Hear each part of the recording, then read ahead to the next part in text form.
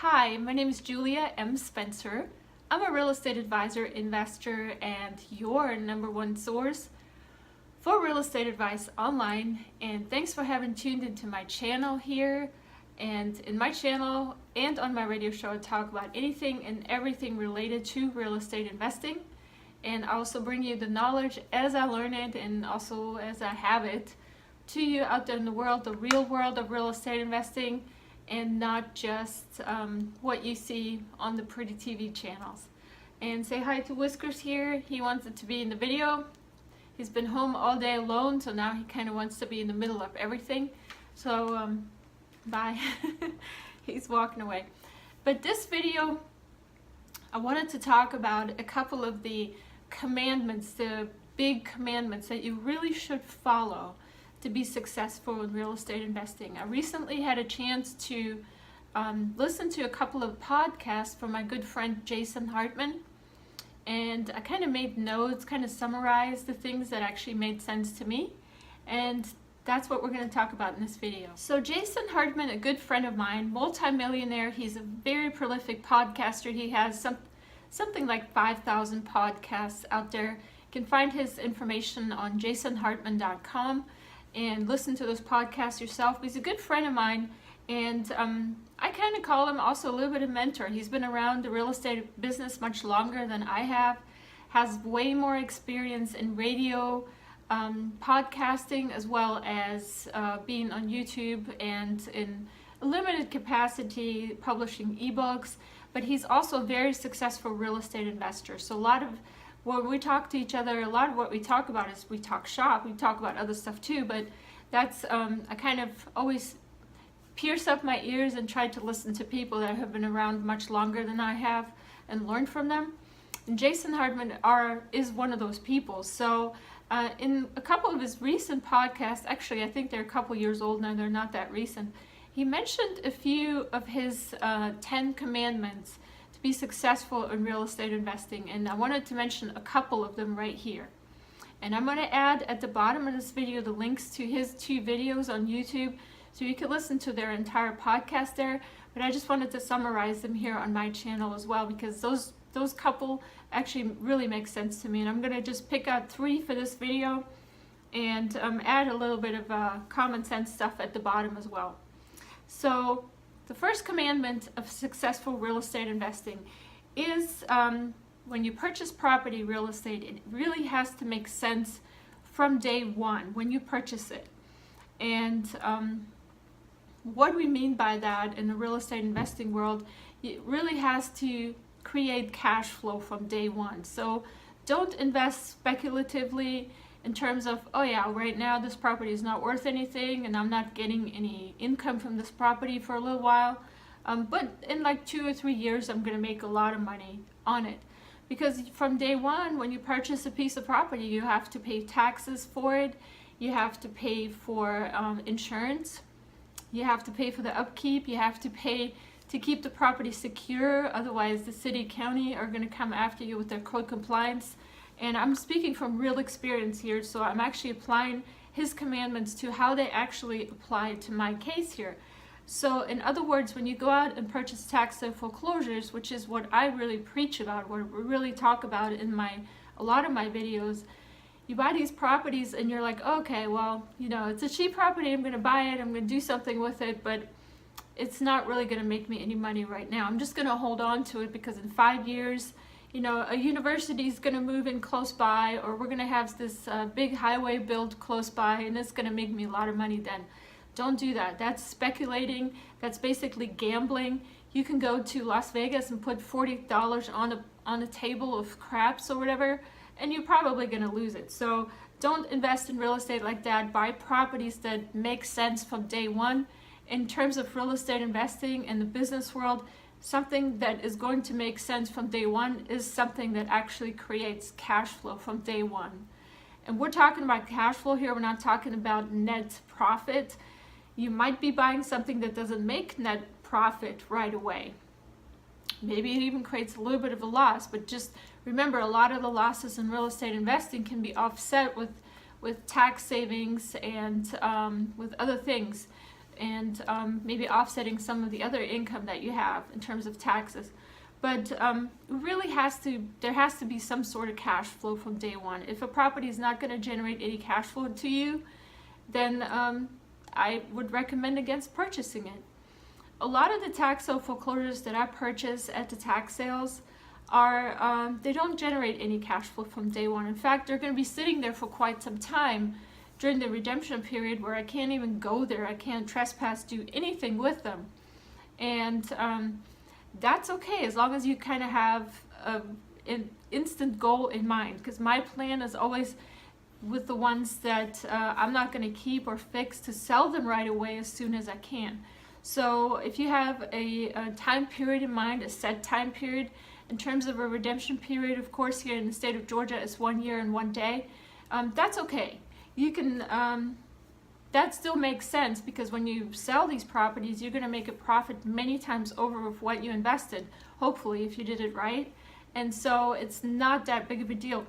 But if you purchase income property like a rental, you got to make sure that it makes you money from day one. Otherwise, it's useless. Let's get to commandment number 2. The second commandment, and actually he has different numbers in his podcast, so you can actually look at what he says in his videos. But the second commandment talks about control. You want to purchase real estate that you control. You don't want to buy into somebody else's investing scheme. You don't want to buy into somebody else's retirement fund where they're purchasing real estate. In fact, very recently, I want to say maybe like a year or so ago, I had a guest in my Airbnbs, and he knew that I was doing real estate. He's like, Julia, I have a question. What do you think about purchasing stocks in this real estate investment fund?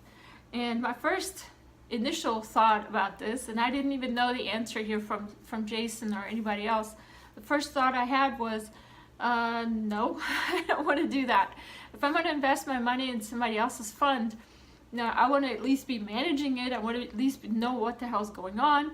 I want to know, I want to be involved in making the decisions. If I'm going to put my money out there, I want to control it. And unfortunately, when you go and do buy somebody else investment fund shares that invest in real estate, or go with like 5 or 10 partners to purchase like an apartment building or something, and everybody contributes an equal share, you kind of are giving away a lot of the control of your money. So, and that's kind of like going into the area of purchasing stocks in a company or mutual fund shares. You really don't have any control over this. And if you listen to the podcast from Jason Pillow, he goes into a little bit more detail about Wall Street and how crooked these people are on Wall Street. I'm not going to go into that. I'm a very practical person. A lot of that stuff, quite honestly, I don't know if you agree with me or not, is actually over my head. Like, I pretend to be really smart, but a lot of times I'm just like, okay, how does that apply to my life? And it doesn't apply to my life. I can't, you know, it doesn't click right away. It takes me a long time to get something that doesn't apply to my life immediately. And as a single mother with 2 sons, things have to make practical sense for me to implement them. And that's the only kinds of things that I teach, because everything else is just speculation anyways. So when I purchase real estate, I want to have control of it. I want to know who it's being sold to. I want to know what I'm buying. I want to be the one talking to the code compliance officers that are complaining about the maintenance of the property. I want to be talking to the construction maintenance people. I have people, of course, that help me with that, and people that give me sanity checks. But for all intents and purposes, I'm the one that makes the decisions, and I like it that way.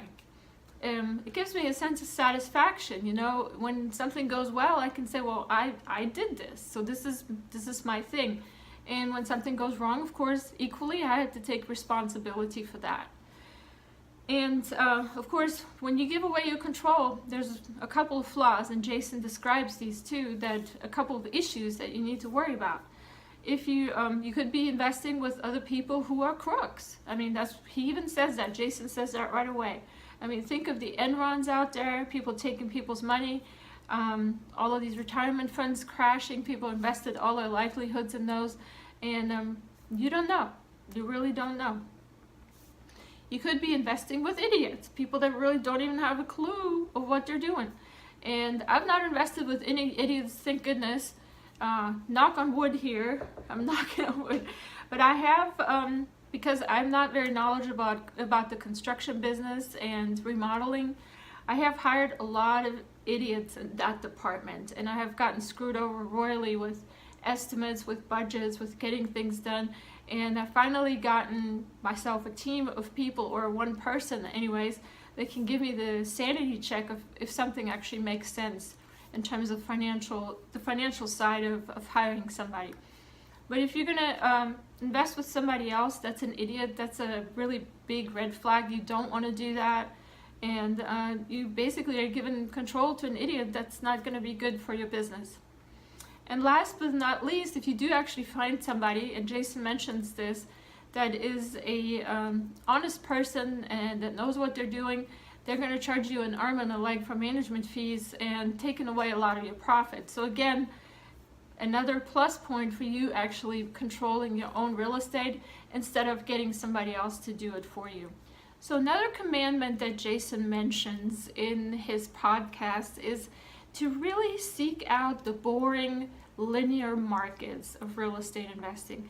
And that is opposed to the cyclical speculative markets that you see. So for example, if you talk about any big metropolitan area like New York City, Los Angeles, go to Miami maybe even, Boston, those big, huge cyclical markets, pretty much anything in California is a speculative market, is very cyclical. And that just basically means that the prices are either really, really low in the dumps, or they're really, really high, and there's not really this linear moving from a little higher and then a little bit higher and then a little higher the next year. This constant flow of increasing in value of the property values just all over the place. And you don't want to, it just doesn't make sense to invest in those cyclical markets, just because you just never know where on the curve you're actually getting in there. You might be buying really high, and next year the property is worth a third of what you paid for it. And then it might go high again, but you don't know. It might be 2-3 years.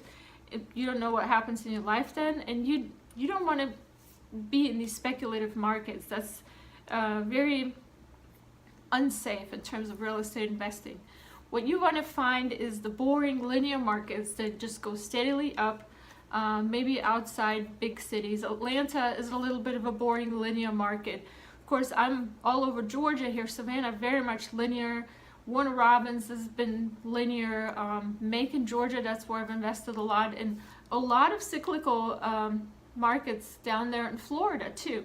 So try to find out which market works best for you. Try to be area agnostic, actually, is what Jason recommends, to not be really specifically targeted to one specific market, but go where the deals make sense. And I have taught this actually in several of my videos too. Start, if you want to get into tax or foreclosure investing, start where you are right now and then kind of branch out around.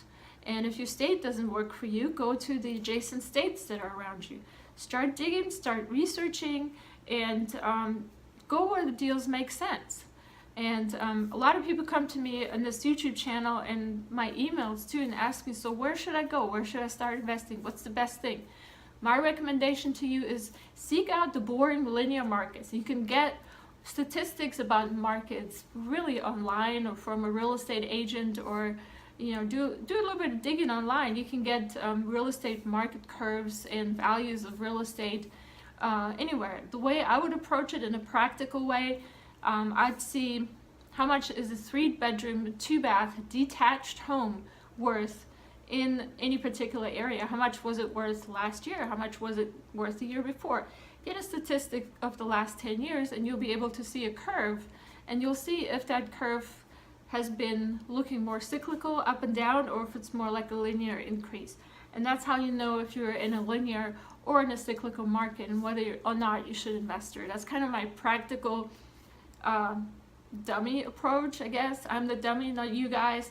But basically, I try to translate everything as like, okay, what does that mean to me and how do I do it? That's exactly how I would do it. So those are my 3 commandments that I picked up from Jason's podcast, is to basically, I'm going to just summarize real quick, buy property that makes sense from day one, Make sure you control the property. You don't actually are sharing your control and your influence on this investment with anybody else. And try to find boring, linear markets, not speculative ones. And last but not least, want to add this here, since I am like, I guess people call me now the influencer on YouTube, because I have, by the way guys, almost 6,500 subscribers right now. That's just amazing. You guys are awesome. And I really hope I can bring you content that makes sense to you, and if it doesn't, please leave me comments. I pretty much get questions and comments on just about every video, which is pretty amazing, because in the beginning nobody was watching my videos at all. I was pretty much invisible. So this is really cool, because I learn from your questions too. Sometimes I don't know the answer, and then I'll have to go back and research it and ask other people, and so this is how I learn too. It's kind of like a passion project for me, because you know, kind of improves my quality of life to be able to help other people. And that's basically my me helping you guys out actually helps me out too. So I really appreciate all you subscribers, all your questions, all your likes, all your shares. Please keep that going. And also make sure you go to my website. It's at the bottom of this video. You can subscribe there for a free newsletter. It doesn't cost anything. And also some coupons for a couple of my ebooks that I have there on my website as well. But let's talk about this last point I wanted to make. And this is, I agree with this on Jason. We actually recently had Jason on one of my radio shows, and I'm going to post that here on YouTube as well. And we had a little bit of a tangent that we went off into, talking about education and whether or not education should be something that we should spend a lot of money on, like actual education, going to a college, like a bachelor's degree, master's degree. We had a discussion, and of course, Jason being the multi-millionaire, me aspiring to be still, we're talking about the value of education. Of course, Jason was a college dropout. He didn't see the value of college after he learned how to actually make money with real estate. Myself, I learned that lesson much too late. I went to school for a bachelor's, 2 master's degrees. Still have student loans I'm trying to pay off, not very much anymore, thank goodness. But I do know of people that have hundreds of thousands of dollars of student debt that's sitting out there. And there's really no chance for them to ever pay that off, because once you're out of college, you get married, you have kids, you have mortgages, you have things that you paid for. How are you going to pay that off? 30 years later, there's still that student loan accumulating interest every month, every day, every year, and it just stays there. So what do we think about education? The one thing that I wanted to tell you guys, when you go out there and you try to research how to purchase tax sale foreclosures, like for example with me, with my ebooks, or watch my YouTube channel here, how do you get educated? Well, the key about education is, yeah, it's probably necessary. It's not a bad idea for you to maybe get a bachelor's degree in something, you know, something hopefully like a STEM degree, something science, technology, math type degree. Maybe not a liberal arts degree unless that's really your calling. But in terms of financial independence, maybe it's not that bad of an idea to get a STEM type degree at college. But your real education is going to come from you wanting to learn things on your own. And you can do this without spending too much money, actually. You can listen to podcasts, not just Jason Hartman's. Of course, that's a good source, but there's other podcasts out there too. YouTube channels of me, maybe other people. Educate yourself. What's out there for free? A lot of the information is out there for free. I personally think the best way to learn is by doing. So if you're planning to get into tax sale foreclosure investing, you kind of actually just have to do it. Like, I'm here to kind of like push you along and forward and just basically tell you, go, do it. You know, you got to do it. You can't just sit around and just twiddle your thumb and listen to YouTube videos all day. You actually need to sit down and actually do it. Now, it is not a bad idea to get some of my ebooks, for example, where I describe the details a little bit more. I tell everybody that buys my ebooks, if you have any questions once you listen to them, you can send me a message. Tell me though in the message, hey, I'm one of the people that purchased the ebooks. I have a specific question about your book, and I try to push you to the front of the queue. I have a lot of questions I have coming in every day, and YouTube comments. I try to get to them all, but I'm a single mom, so we're busy. But I do try to get to all your questions. So really the best education you're going to get is by engaging yourself, actually pushing yourself forward and making yourself learn. It's kind of like I can explain it to you, but I can't understand it for you. I can be there to guide you to where you need to go to get the knowledge that you need, but you need to want to actually get it.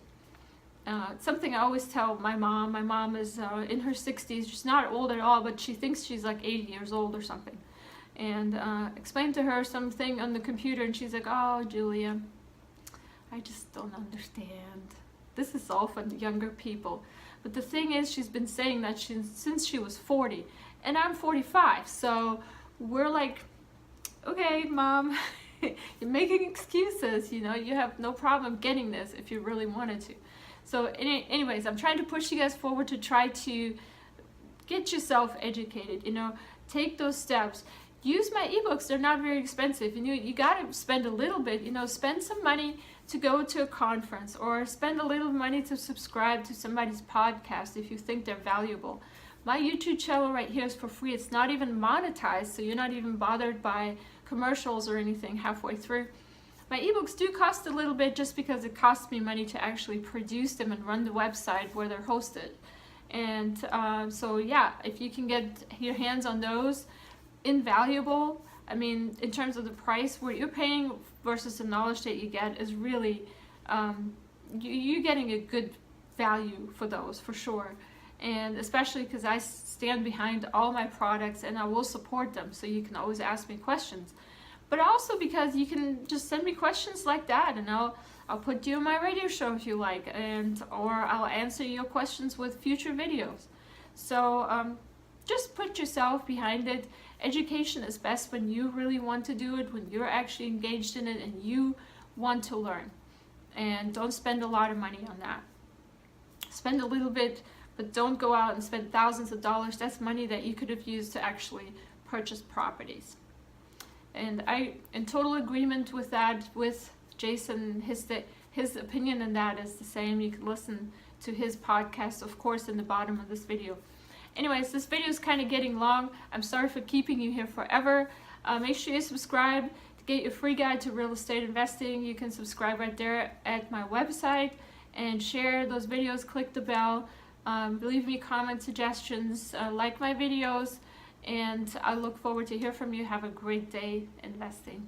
For your free guide to real estate investing, visit juliamspencer.com.